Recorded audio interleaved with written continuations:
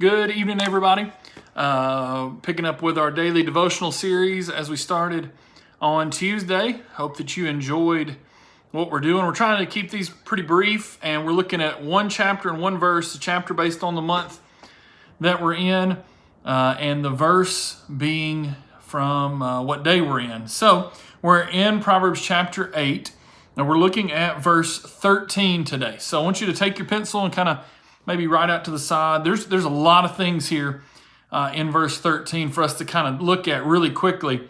Let's read it together, and then we'll make a couple of applications from it before we close our time together. The fear of the Lord is hatred of evil, pride and arrogance, and the way of evil and perverted speech I hate. Now, if you back up to verse 12, which would have been our verse yesterday, but we had worship services, and man, how amazing was that? A lot of us were talking about the bolt of lightning that came out of that big cloud, and the rainbow that showed up afterwards, and how we were still able to gather together even though there was some storms and things. And even those of you that weren't able to get out, you were able to still be a part of our. I mean, it's just amazing how we're able to still stay connected, and that's just a fascinating thing. But verse 12, if you back up, introduces who's talking. And Solomon is doing the writing, but he's writing as though he is talking as wisdom. So he's personifying wisdom. He is giving wisdom sort of humanity, human traits. The idea of wisdom talking is, of course, an abstract thought that's not real. It's not based in reality. However, we would all say that we've learned from things that have happened in our past. Even though they can't speak to us, we've learned from those things. And in this case, Solomon takes advantage of that and says, what if wisdom could actually talk to you?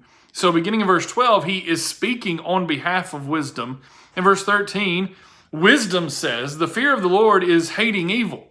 Well, that sounds really simple to us, but the fact of the matter is a lot of times we don't hate evil as much as we just sort of tolerate it or push it around and say, well, today I'm not really going to do anything with it, but I might do something with it, tomorrow or the day after. And so really what Solomon is kind of reminding his listeners here is that wisdom is looking at evil and saying, I hate everything about it.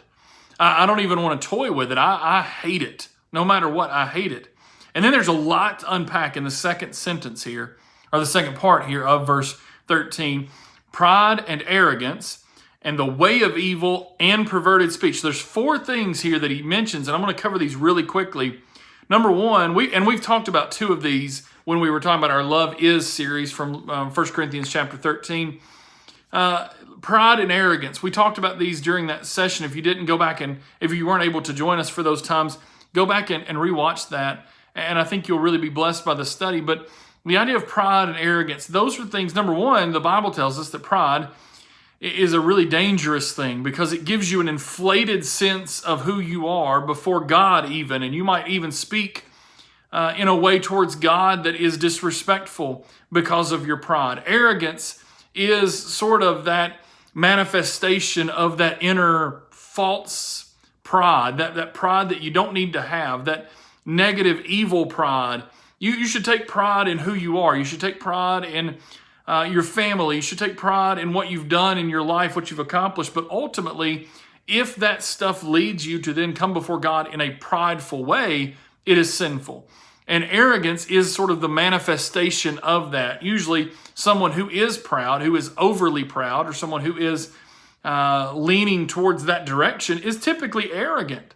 Someone who believes they can't be wrong and they can't be faulted for anything because, truthfully, they don't ever think that they are wrong or that they can be blamed for anything. So pride and arrogance typically go hand in glove. And then the other two things that are mentioned here very quickly is the way of evil. So not only evil itself, but even the path that leads to it. So like we mentioned before in the first part of verse 13, the idea of hating evil is hating every part of it.